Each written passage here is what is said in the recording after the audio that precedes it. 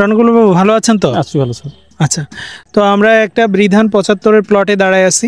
আশেপাশে ধানগুলো কাঁচা সবুজ, আর এই ধানটা হচ্ছে পাকা। বৃধান 75 আমরা জানি যে এটা স্বল্প জীবনকালীন একটা ধান, 115 দিনেই কাটা যায়।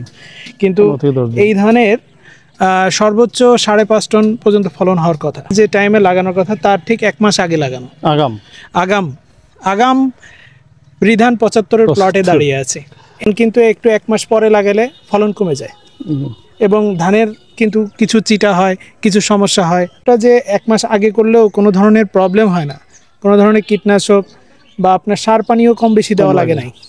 দেওয়া লাগছে কম লাগে, অনেক কম লাগে। সিজনটা বেশি ছিল যার কারণে শেষ লাগে নাই।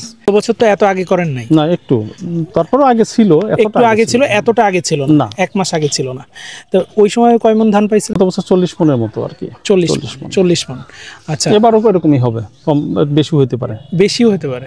আগাম ধান হিসাবে এটার বয়সকাল কম হিসাবে 75ই ভালো। 75 ভালো। এটা চাউলটাও সুস্বাদু, ভাতটা সুগন্ধি, একটু খেতে ভালো। লাগানোর পর থেকে একটা সুগন্ধি আসে, এটা সেন্ট আছে। 75-এ আমাদের আগাম লাগালেও এটার ফলন কমে না। আলোচনার বিষয় ছিল। আর দ্বিতীয় বিষয় হচ্ছে এইখানে আগাম লাগালে সেচের খরচটা একটু বাড়ছে। আরেকটা জিনিস হচ্ছে খড়ের দামটাও বেশি পাচ্ছেন।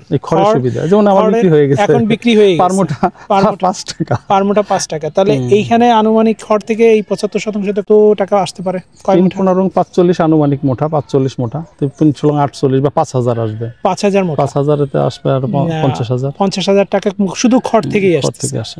কারণটা হলো যে জমিতে পেঁয়াজের চারা তৈরি করেন, চারাটা আগাম করার জন্য আগাম ধান লাগাইলে আমি আগাম চারা করতে পারতেছি, নিজে লাগাতে পারলাম, কিছু বিক্রি করলাম, এতে একটা বেনিফিট আসলো। চারা 20 টাকা, 25 টাকা, 30 টাকা। অগ্রিম 1 মাস আগে যদি জমি ল্যান্ড যদি ফাঁকা হয় তাহলে কৃষকের কিন্তু এই বীজতলা তৈরি করার জন্য একটা উপযোগী সময়, এবং তারা কিন্তু আগাম যদি পেঁয়াজটা চারাটা করতে পারে তাহলে কিন্তু সঠিক সময়ে জমিতে পেঁয়াজটা রোপণ করতে পারবে, চারাটা ফলন ভালো আসবে এবং ফলন ভালো আসবে, রোগবালাইয়ের পরিমাণ কম আসবে। এবং আপনারা জানেন যে এই রোগবালাইয়ের পরিমাণ যত কম হবে ততই কিন্তু পেঁয়াজটা কিন্তু আপনার ফলন বেশি হবে এবং কৃষক লাভবান হবে। আমরা এটাই চাই। আপনার কাছ থেকে পরামর্শ থাকলো, আপনি আশেপাশের কৃষকদেরও উদ্বুদ্ধ করেন এরকম অগ্রিম আগাম বৃধান 75 চাষ করার জন্য।